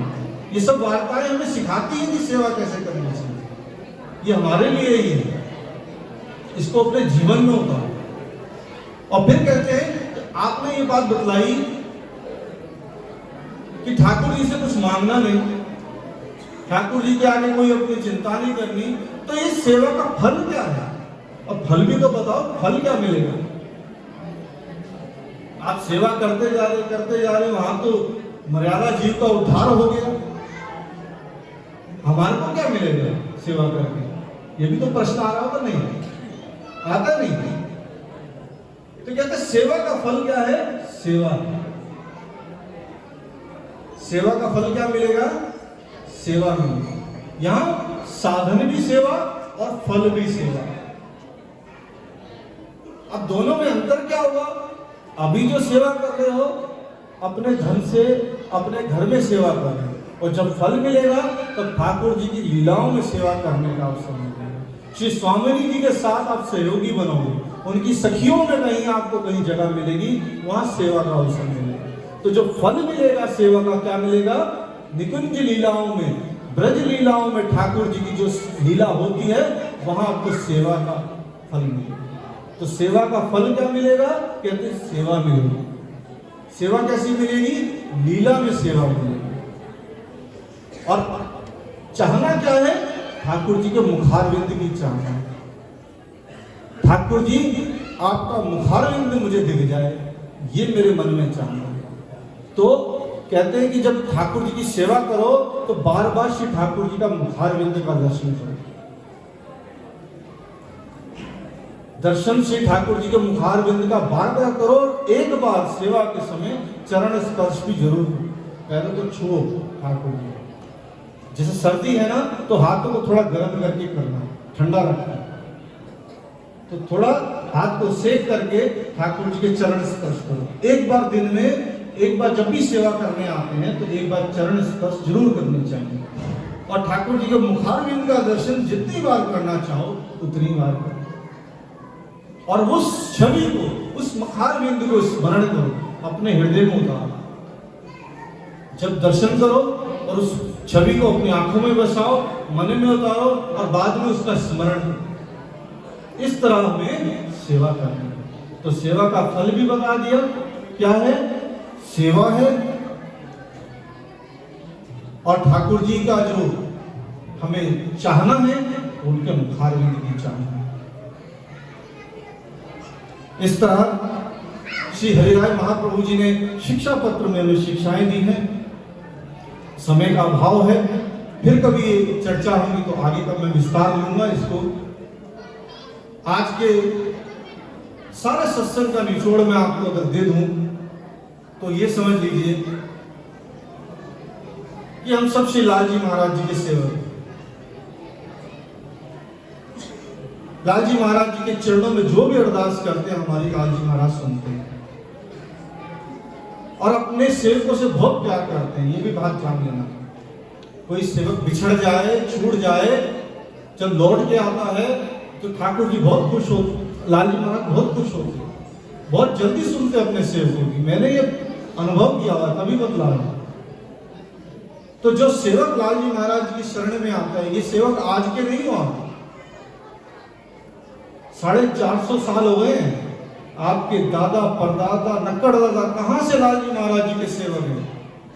अंग्रेज आ गए इस बीच में, मुगल आगे चले गए, लेकिन ये सेवा आपके सेवक जो हैं करते आ रहे हैं। आपके पर दादा से लेकर के कहां से, मतलब आप समझ लिए 14-15 पीढ़ी आपकी हो गई हैं जो ये लाल जी महाराज जी के सेवक हैं, उनकी वहां तक चले आ रहे हैं। और लाल जी महाराज जी की गति है ऐसे नहीं कायम है, तब है तभी कायम है। यहां से मिलता है ना तभी लोग आते। और अपने सेवकों का वो कहते सिंध दरिया में जाकर के भी जहाज तार देते।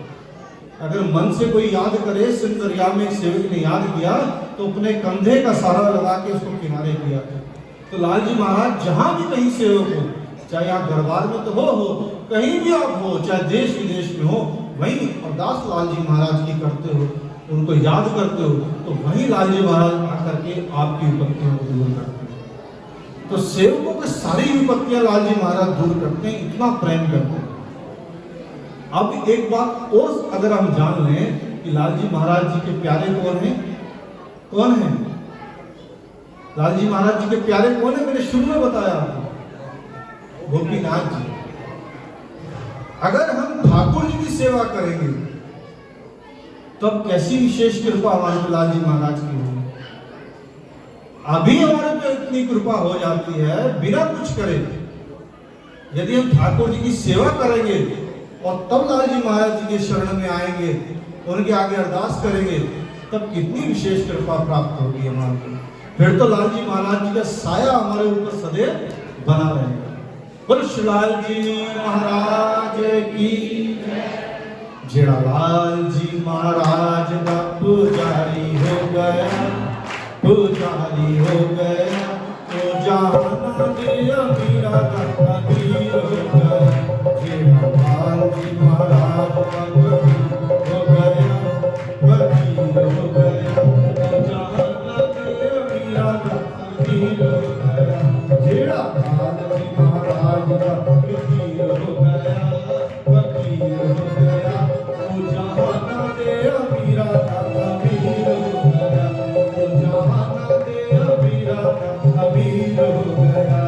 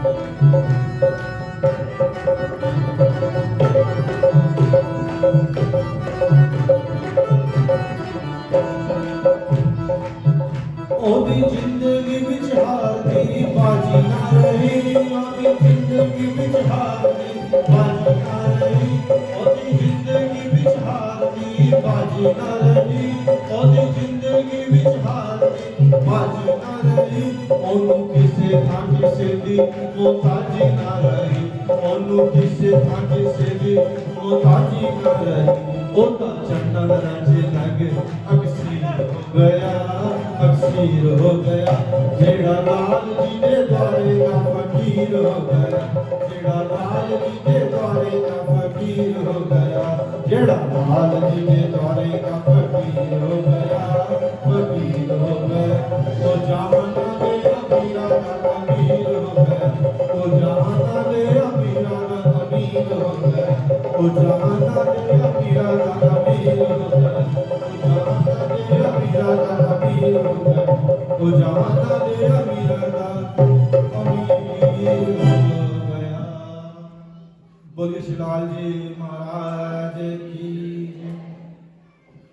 आइए आश्रय को पद दृढ़ चरणन के भरोसो दृढ़ चरणन के श्री वल्लभ नख चंद्र छटा बिन सब जग मांझे साधन और नहीं आकली में जासो हो निवेरो सूर कहा कहे द्विध अंधेरो बिना मोल को चेरो भरोसो दृढ़ चरणन के दृढ़ चरणन के रो भरोसो दृढ़ चरणन के रो।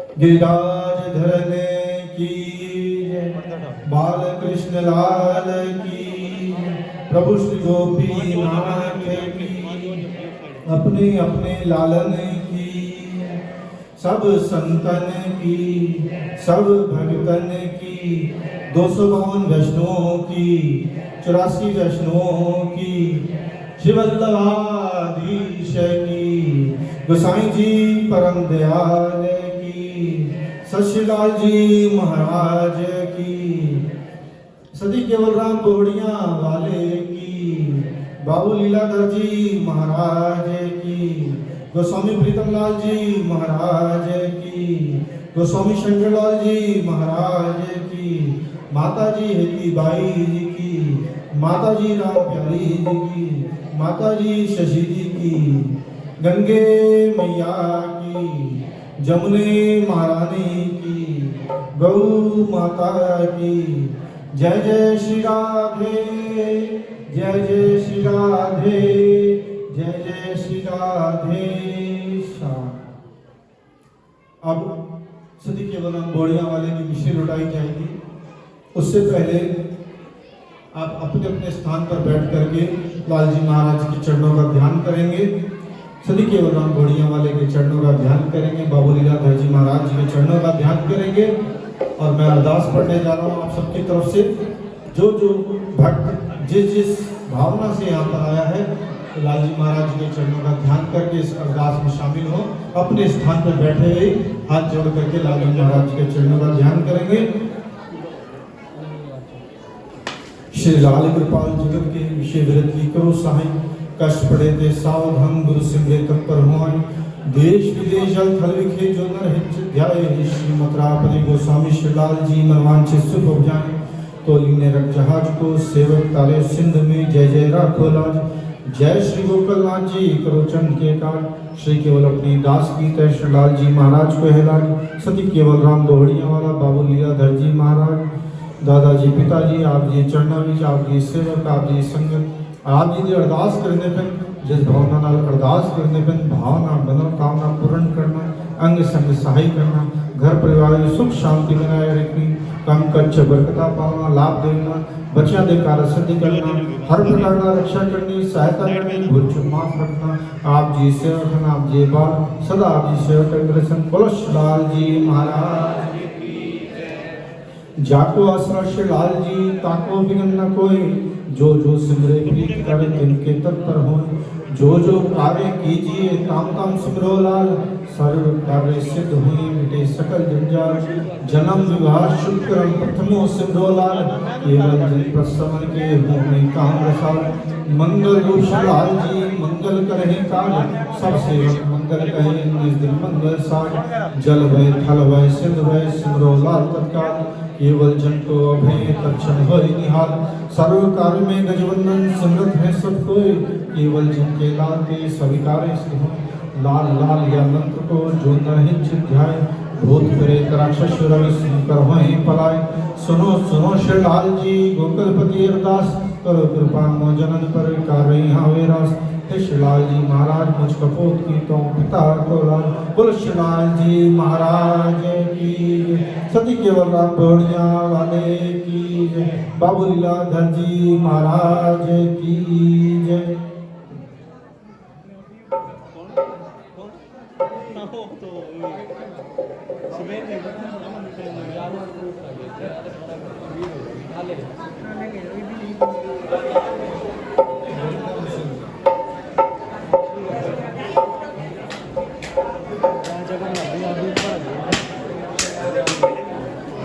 अपने अपने स्थान पे बैठे रहे।